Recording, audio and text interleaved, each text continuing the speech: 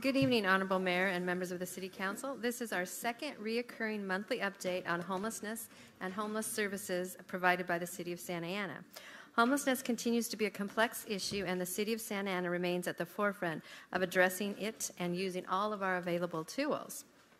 So this evening, I have a brief presentation for you, and I want to update you on the County of Orange point-in-time count, which is happening next month, the quality of life teams, activities, and highlights, and the rollout of our new SMART team that started this month, and then ongoing homeless services provided by our city, and a brief update on the Carnegie shelter. So the point-in-time count. The U.S. Department of Housing and Urban Development requires that all continuum of cares complete a biannual unsheltered count of all individuals experiencing homelessness on a single point in time during the last 10 days of January. The last point-in-time count in Orange County took place on January 22nd, 2019, and the next count will take place this January 24th through January 28th. The count obtains an unduplicated number of homeless people in our entire county at a specific point in time. To gather the number of unsheltered individuals, the street-based counts will use volunteers walking or driving to count at homeless encampments, on our streets, sidewalks, and alleys, parks, vacant lots, business centers, and neighborhoods. Volunteers will also contact all shelters, transitional housing, and other residential programs to gather the number of sheltered homeless individuals. Organizations involved in this effort will be led by the Orange County Community Resources Agency and will be supported by CityNet, 211OC, and numerous other nonprofits and volunteer organizations. In addition to the 34 city agencies from across the county, law enforcement, OC Public Works, and independent community volunteers play very important roles. The next slide shows a table that depicts the homeless counts for the last time this was done for 2017, 2018, and 2019. The 2017 and 2019 counts were official point-in-time counts held by the Continuum of Care. The 2018 count was conducted just by us, the City of Santa Ana. The most recent, that being the 2019 point-in-time count, shows that there were 1,769 people experiencing homelessness in Santa Ana, and that was made up of 939 sheltered and 830 unsheltered. For the county as a whole, there were a total of 6,860 individuals experiencing homelessness. The second table just shows how we compare to other cities in the Central Service area in 2019. According to the 2019 count, approximately 53% of all individuals experiencing homeless in our county are found in our city. As I talked about before, the county is carved up into different service planning areas or SPAs. So our city falls into what's called the Central Services Planning Area, also referred to as the Central SPA. There are currently 125 maps identifying known locations where homeless individuals frequent and that have been prepared and will be distributed to the volunteers for this upcoming count on Tuesday, January 25th. Other counts will be held Wednesday, January 26th in the Northern SPA and Thursday, the 27th in the South SPA. The final day of counts, the 28th, will just serve as a gap, filling any redos or complete maps that might need additional support. Over 400 volunteer opportunities are available for the January 25th count. Individuals can participate in the count either on the street or at a deployment center. Each team member will be equipped with an identifiable count t-shirt, a branded Everyone Counts OC tote bag with snack kits and survey incentives for survey participants. At this time, volunteers are required to show proof of COVID-19 vaccination or a negative PCR test within 48 hours of the scheduled volunteer shift. Volunteers are also required to wear a face mask regardless of their vaccination status, and face coverings will be provided at the deployment center sites if the volunteers do not have one. Items will be distributed to homeless individuals and families encountered during the 2022 point-in-time count to encourage participation in the survey. Donations continue to be accepted, such as snack kits, water, grocery store, and fast food gift cards. To volunteer or donate to the 2022 point-in-time count, please go to the website. It's very easy. It's everyonecounts.oc.org. There also is a phone number you can call if you're interested in being a volunteer. and that is 714-494-9418. Preliminary count surveys will be available in April, and the finalized city-specific information is usually done by July. So next, moving on to the quality of life team activity. They remain very active and engaged in all areas of our city. This is the stats just from the last month. So for November, the COLT continued its daily coordinated responses throughout the city. They contacted 222 individuals currently experiencing homelessness, providing outreach services as well as enforcement actions when necessary. 189 cleanups of various sizes occurred. These cleanups are generally larger in scale and require more time to perform than routine public works responses. There were 81 citations issued for various misdemeanor offenses, and we were able to place or assist the placement of 62 individuals into shelter. So some other highlights. COLT assisted Public Works with clearing a very large flood control tunnel in Santiago Park. Following the clean out, the drainage tunnel was secured. Throughout the month, COLT officers assisted the Burlington Northern Santa Fe and the Union Pacific Railroad with clearing out encampments that were set up along the train tracks in the areas of 1700 Standard, 1800 East Dyer, 2700 South Main, 1000 East McFadden, and 1500 North Grand, as well as some other known hotspots. Once their cleanup crew began working, COLT addressed the surrounding areas where some properties had been stored and hidden in an attempt to keep railroad staff from accessing it. It resulted in a full truckload of debris being cleared as well as an entire truckload of abandoned property being stored. COLT responded to the area of Bristol North of Memory Lane to address ongoing complaints of illegal and transit-related activities occurring in and around a liquor store, and code enforcement and the city attorney's office have already begun evaluating possible enforcement remedies. COLT officers also responded to a vacant building located on Ritchie due to numerous calls for service and numerous complaints through our app system. There was an encampment that was found in open space between private property and the 55 freeway, and due to the high visibility, the COLT crews conducted a cleanup of the location, and the location has been referred to code enforcement. And important to note that at any time, our first approach to homeless is to offer services to them, not just to clean up and do enforcement action. And so I'm really excited to share with you the new program that we kicked out under your leadership, which we've now officially given the acronym SMART. So this is the Santa Ana Multi-Disciplinary Homeless Response Team. It operates currently 7 days a week from 8 a.m. to 9 p.m. And it takes calls to the police and fire departments regarding non-criminal or non-emergency homeless-related situations, and it transfers them to CityNet Dispatch. Specifically trained response teams are then dispatched to address and engage with the homeless population. Issues that involve criminal conduct or activity outside of the capabilities, of course, do go back to the first responders.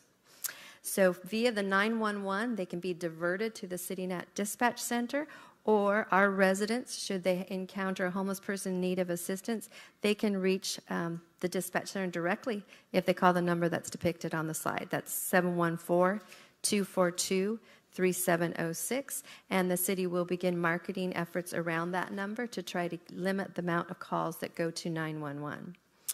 SMART has established a weekly dashboard. So just for this last week, so this is the 6th through the 12th, this is all of the accomplishments this team has already achieved. They had 104 outreach contacts, they did 40 instances of case management, and they had 19 street exits, 7 COVID engagements, and this just means the number of times that the case managers have given COVID-related support, such as face masks, hand sanitizer, or hygiene kits. SMART responded to 53 dispatched calls. 45 of those were calls that were diverted from our first responders, and 8 of those were self-initiated calls. So the evaluation of the weekly completed outreach contact map also shows where the work is being conducted, and you can see from the dots on the map, they pretty much were citywide in their efforts. So next, homelessness, as we know, it affects the quality of life of all of our residents and visitors. And so through collaboration and coordination with city, state, federal, community groups, nonprofits, faith-based businesses, and residents, we are working towards providing relief to the homeless and for those at risk of homeless. So this is the area that we do a great job on, but we don't toot our own horn, I believe. So Santa Ana remains at the forefront of providing housing options for individuals experiencing homelessness. Currently, the city is utilizing both the Salvation Army Hospitality House and the Lincoln Commonwealth to provide emergency shelter beds with wraparound services until our Homeless Navigation Center on Carnegie is complete.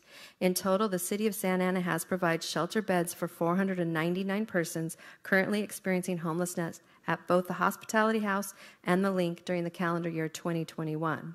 As of today, the Salvation Army Hospitality House has 49 residents, leaving 26 beds available, while the Lincoln Commonwealth has 61 residents, leaving 39 beds available.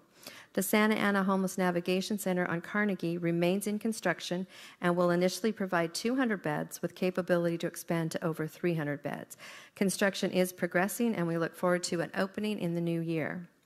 As further demonstration of Santa Ana's commitments to the homeless crisis, we are proud of the 227 current permanent supportive housing units completed and located within 5 different sites in our city.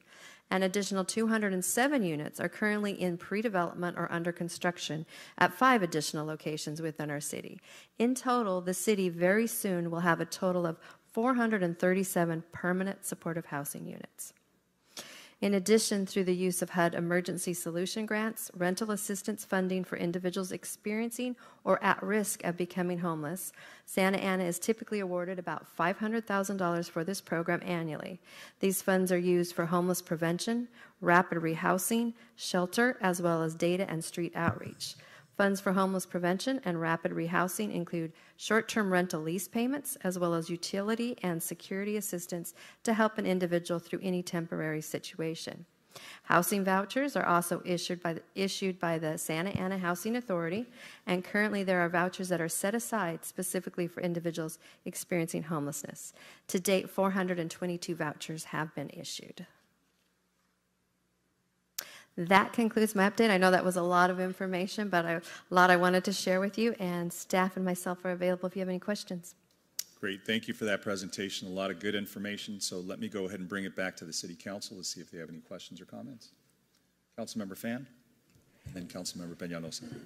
Thank you, Kristine, and I really appreciate that. There are a lot of numbers, but it's really helpful to know what the numbers are, because we know that we've done a lot of work in this space. The one question I had was regarding the vouchers. So regarding the vouchers, you know, we've had constituents and residents asking for support for those who are LGBTQ or trans who are experiencing houselessness. So, you know, how do we get these vouchers, if they get a voucher? You know, how does it work? Can they just go get an apartment? Because, you know, a lot of folks who are LGBTQ or trans are not going to be comfortable in every type of situation. I'm going to see if Judson is available, because he can explain just the normal voucher process as to when someone receives a voucher, how they go about finding. But he can also talk about work he's done specifically for LGBT community and giving them ideas and how to get a unique housing development started. So, yeah, thank you very much, Councilmember Fan. So when a voucher is issued to an individual, they face substantial barriers in finding and locating a unit, right? But one benefit we have is that the 3 housing authorities in Orange County, Anaheim, our housing authority, and the Orange County Housing Authority have an MOU in place so that they're able to actually search with their voucher issued by our housing authority and find and locate a unit anywhere throughout Orange County. So it broadens their housing options and streamlines the process for them to find and locate a healthy and safe unit. Regarding the regarding the housing options for LGBTQ individuals and families, you know, our vouchers that we issued are accessible and available to them equally, right? And when we issue a regular voucher to those families, we provide them with assistance, with guidance on locating and finding a unit in our community and elsewhere throughout Orange County. Okay, so the voucher is open to anyone who potentially qualifies, but there's nothing specifically targeted right now toward those who might be LGBTQ or might have issues, say, going into congregate shelter or something like that?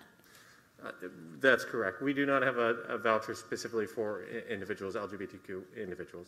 Do we have any shelters or other services that are specific to those who are LGBTQ or trans? It falls under the umbrella, yes.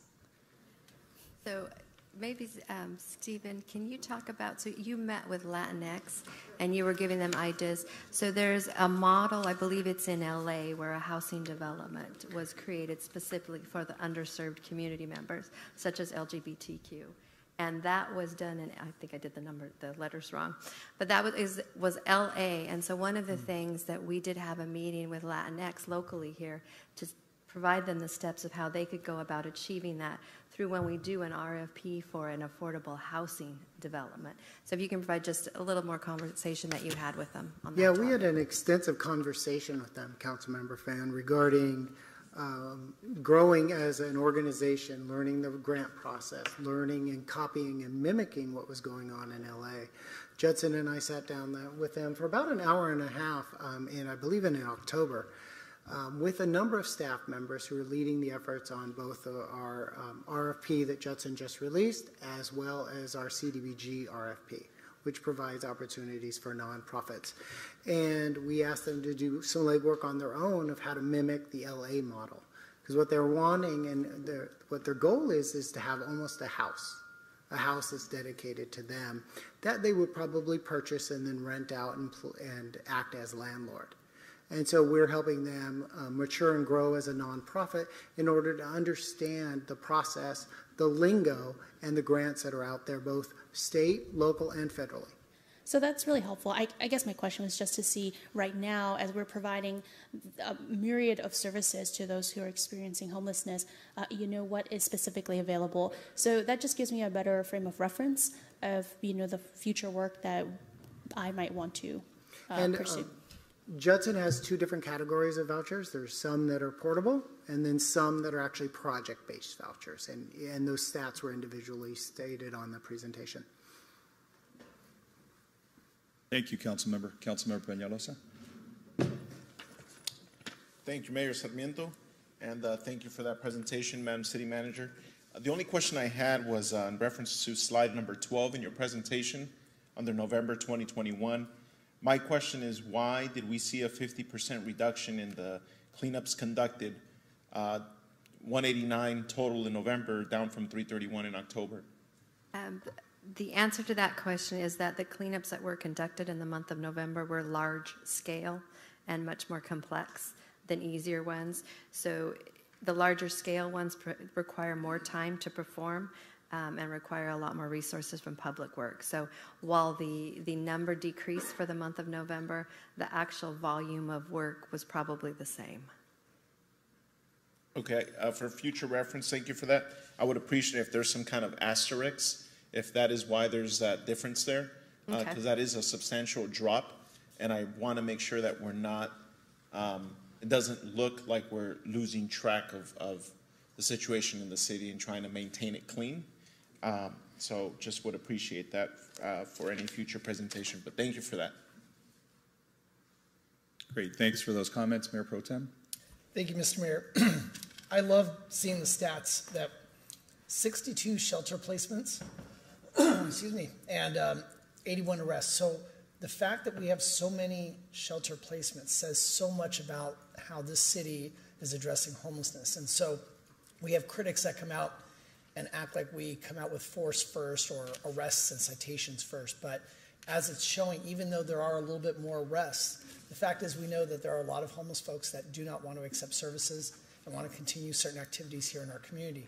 But the fact is that our staff has been able to get as many as they have into shelter should be commended. So I thank you guys for that. I just wanted you guys, I was looking at that slide in regards to shelter beds, and I didn't see Yale on there. And I know we have access to beds at Yale. And I think that it's helpful for folks to know that as we're trying to offer placement for folks into shelter, we do have options more than, I believe, the two that you had listed on the slide. So can you remind me how many we have at Yale? You're absolutely correct, and we will add that to future presentations. So we have a guaranteed 125 beds at Yale. Okay, all I had. Thank you very much. Great. Councilmember Mendoza. Yes, similarly, I would like to see if we have any information on the cold weather shelter at the Army Reserve. Such as their capacity and their hours, or? Does Santa Ana have access to that shelter? Yes, so the cold weather shelter that's conducted at the Armory serves the entire Central Spa, which does include Santa Ana. How many beds there? I believe it's 80 beds. Thank you. Great, thank you for those comments. Appreciate the presentation, and I do, want to echo some of what Councilmember Fan said. I know that when we build out our shelter, and I know we did this with the Link, which was our temporary shelter, we created sort of zones or areas, some for families, right, and some for single men, some for single women, and I think those separations make sense because we don't want to just put everybody into sort of one general space for obvious reasons, but to the extent that we can work with our trans community to make sure that they also have some dedicated area, and to the extent those aren't being used, they could be used for anybody that comes in. But, I think it's important for us to understand that. I am very excited about the SMART team, by the way. So it's active now, and it's activated, and so I know this council did a lot to make sure that we, have those calls pivot from just our police officers responding to a civilian professional team. So it's really, really great news. I know a lot of other communities that have done this and, seem to be having success. I wasn't sure if I heard correctly. So right now the calls, 911 calls, are being diverted, and at the discretion I would expect from the dispatcher, and then they would go ahead and distinguish what could be handled by the civilian team versus our officers. But then people can call directly to the number that's here at the bottom of the page, and I assume we'll be pushing that out. We would like to further market that number. So if we educate our residents and our businesses, then they aren't even placing the call and clogging the 911 line, which will let 911 focus on other types of topics. So that's really, sort of a ancillary goal, which is not just having civilian professionals respond to some of these, welfare checks, mental health issues, and people are experiencing homelessness, but it'll also allow for our officers to respond quicker to some of the core police functions and calls that they're receiving. So those are two huge benefits of having this team. So thank you for that update, and let me go ahead, and seeing no other comments or questions, I'll go ahead and move on to the next item, and I'll